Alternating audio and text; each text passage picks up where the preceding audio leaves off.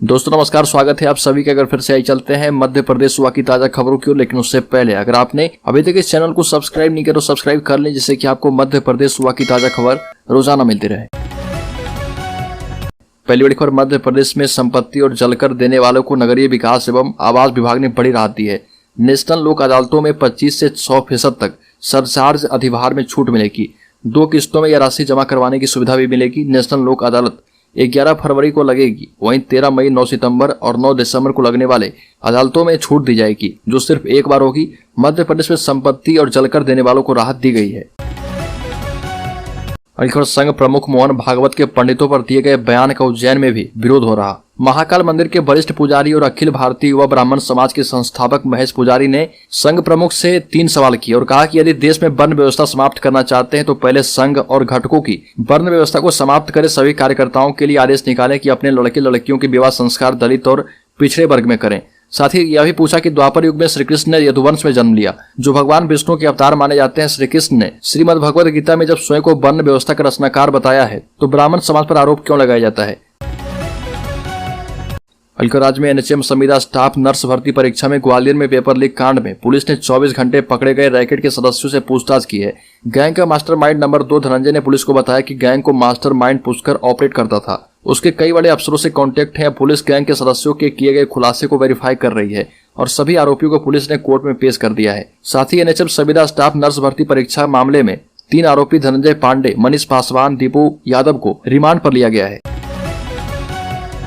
बुरहानपुर में मध्य प्रदेश के कथावाचक पंडित प्रदीप मिश्रा ने सेन समाज और लोहार समाज की तारीफ की और कहा कि सामाजिक कार्यों की लोहार समाज सेन समाज से प्रेरणा लेना चाहिए। सेन समाज और लोहार समाज हर दिन एक ट्रॉली गन्ने का रस निकालकर लोगों को निःशुल्क उपलब्ध करवाता है। बुरहानपुर के रेणुका कृषि उपज मंडी परिसर में चल रही शिव महापुराण कथा के दौरान पंडित प्रदीप मिश्रा ने लोहार और सेन समाज की जमकर प्रशंसा की।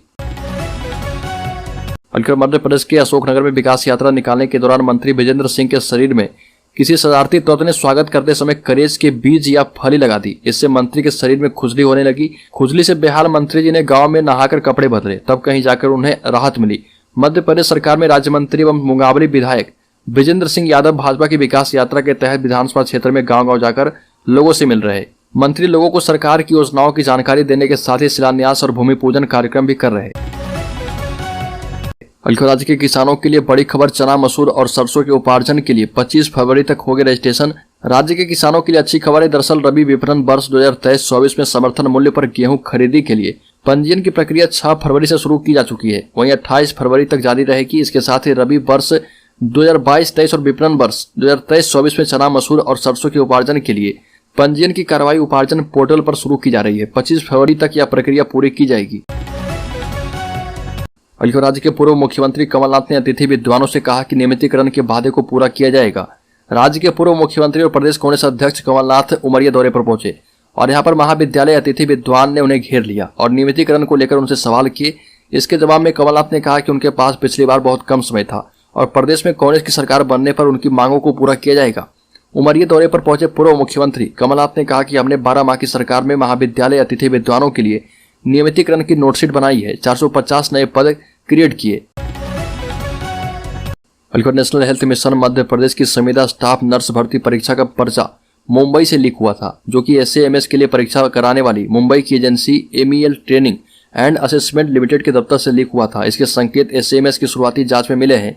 इसकी पुष्टि एसएएमएस के सीनियर ऑफिसर ने की है। दूसरी ओर मामले में कांग्रेस भी भाजपा पर हमलावर हो गई है। मध्य प्रदेश कांग्रेस के मीडिया विभाग के अध्यक्ष के मिश्रा ने आरोपियों को राजनेताओं का संरक्षण होने का आरोप लगाया। मध्य प्रदेश में कांग्रेस के अब 2 सियासी दुश्मन। आम आदमी पार्टी की दस्तक ने बढ़ाई पार्टी की टेंशन। मध्य प्रदेश की सियासत में अब तक महज 2 पार्टी बीजेपी और कांग्रेस है, लेकिन अब तीसरे मोर्चे के रूप में उभरकर सामने आ रही अरविंद केजरीवाल की आम आदमी पार्टी ने कांग्रेस की टेंशन बढ़ा दी है। आने वाले विधानसभा चुनाव में कांग्रेस पार्टी के लिए एक नहीं बल्कि अब 2 सियासी दुश्मन रहेंगे। अब तक कांग्रेस पार्टी बीजेपी से ही मुख्य मुकाबला करती आई है, लेकिन अब आम आदमी पार्टी की दस्तक ने कांग्रेस को टेंशन में लगा दिया है। इस टेंशन की मुख्य वजह दिल्ली और गुजरात है, जहां आम आदमी पार्टी के बढ़ते क्रेज ने कांग्रेस को नीचे पहुंचाया। मध्य प्रदेश की राजधानी में असूचीबद्ध डिलिस्टिंग जैसे अहम विषय को लेकर प्रदेश भर का अनुसूचित जनजाति समाज आंदोलन करेगा और जनजाति सुरक्षा मंच के द्वारा अपने हक में न्याय और अधिकार पाने 10 फरवरी को राजधानी भोपाल स्थित भेल दशहरा मैदान में असूचीबद्ध गर्जना रैली का महाशंखनाद होगा, जिसमें राज्य के 19 जनजाति बहुल जिलों से ही नहीं बल्कि सभी 52 जिलों से बड़ी संख्या में अनुसूचित जनजाति समाज के लोग भोपाल आ रहे और इन सभी की मांग है कि जो मतांतरित हो चुके हैं या फिर धर्मांतरण कर चुके हैं उन्हें आरक्षण की सुविधा से बाहर कर दिया जाए। डिलिस्टिंग का मुख्य उद्देश्य मतांतरित हो चुके कल की जनजाति लोगों को आरक्षण की सूची से बाहर करना है। और भोपाल में वर्ष 1998 से पहले की 103 अवैध कॉलोनियां होगी वैध। भोपाल में वर्ष 1998 से पहले निर्मित 103 अवैध कॉलोनियों को वैध करने की प्रक्रिया शुरू कर दी गई है। इसका नोटिफिकेशन भी जारी कर दिया गया। इसके तहत अवैध कॉलोनियों में नगर निगम भवन अनुज्ञा की अनुमति जारी करेगा। हालांकि इन कॉलोनियों में निगम से अनुबंधित आर्किटेक्ट को बिल्डिंग परमिशन जारी करने की अनुमति नहीं होगी। निगम प्रशासन ने चेतावनी। धीरेन्द्र शास्त्री के निमंत्रण पर बागेश्वर धाम जाएंगे कमलनाथ, बाबा के दरबार में लगाएंगे हाजिरी। मध्य प्रदेश के पूर्व मुख्यमंत्री और कांग्रेस के दिग्गज नेता कमलनाथ छतरपुर स्थित बागेश्वर धाम के दरबार जाने वाले हैं। कमलनाथ 13 फरवरी की सुबह 11 बजे बागेश्वर धाम वाले गढ़ा गांव पहुंचेंगे। यहां पर वो बागेश्वर धाम के पंडित धीरेन्द्र शास्त्री से मुलाकात भी करेंगे। जानकारी के मुताबिक पंडित धीरेन्द्र शास्त्री ने पूर्व सीएम कमलनाथ को कन्या विवाह कार्यक्रम में शामिल होने के लिए निमंत्रण दिया था और इसी बाबत कमलनाथ बागेश्वर धाम जा रहे। राज्य के गृह मंत्री नरोत्तम मिश्रा ने दतिया जिले में 51 करोड़ रुपए के संस्कृत विद्यालय का किया शिलान्यास। मध्य प्रदेश के गृह मंत्री डॉक्टर नरोत्तम मिश्रा ने विकास यात्रा के दौरान दतिया जिले में 51 करोड़ रुपए की लागत से निर्मित होने वाले शासकीय आदर्श आवासीय संस्कृत उच्चतर माध्यमिक विद्यालय का शिलान्यास किया और डॉक्टर मिश्रा ने इस मौके पर कहा कि दतिया एजुकेशन हब बन रहा। यहाँ के छात्रों को विभिन्न प्रकार की शैक्षणिक सुविधाएं उपलब्ध कराने के लिए आला संस्थान निर्मित किए जाएंगे।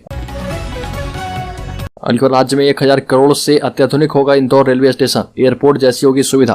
अगले 50 सालों की यात्री क्षमता को ध्यान में रखते हुए इंदौर रेलवे स्टेशन अत्याधुनिक बनाया जाएगा। इसकी लागत 1000 करोड़ होगी और इसके लिए 15 फरवरी को टेंडर जारी होंगे। टेंडर जमा करने की आखिरी तारीख 15 अप्रैल होगी। 15 जून को टेंडर फाइनल किए जाएंगे। इंदौर स्टेशन का डिजाइन राजवाड़ा से प्रेरित होगा। यहाँ पर स्काई वॉक और मेट्रो स्टेशन को जोड़ा जाएगा। इसके साथ ही पार्क रोड स्टेशन का विकास भी किया जाएगा। राज्य में संविदा कर्मचारियों को नियमित करने को लेकर अभी से बहस छिड़ चुका है। मध्य प्रदेश में संविदा कर्मचारियों की फौज है और इनसे काम तो लिया जा रहा है लेकिन इन्हें नियमित करने की ओर ध्यान नहीं दिया जा रहा है। पूर्व मुख्यमंत्री कमलनाथ ने राज्य सरकार पर निशाना साधते हुए कहा कि संविदा कर्मचारियों की भर्ती समाप्त कर जो भी संविदा कर्मचारी हैं उन्हें नियमित किया जाना चाहिए। रिक्त पदों पर नियमित भर्ती हो और कांग्रेस बेरोजगारी के मुद्दे पर आने वाले चुनाव में मुद्दा बना सकती है। साथ ही आशा और उषा कार्यकर्ताओं को लेकर भी कई महत्वपूर्ण बातें कही गई। आशा और उषा कार्यकर्ताओं के वेतन वृद्धि को लेकर भी कमलनाथ ने सरकार से मांग की है।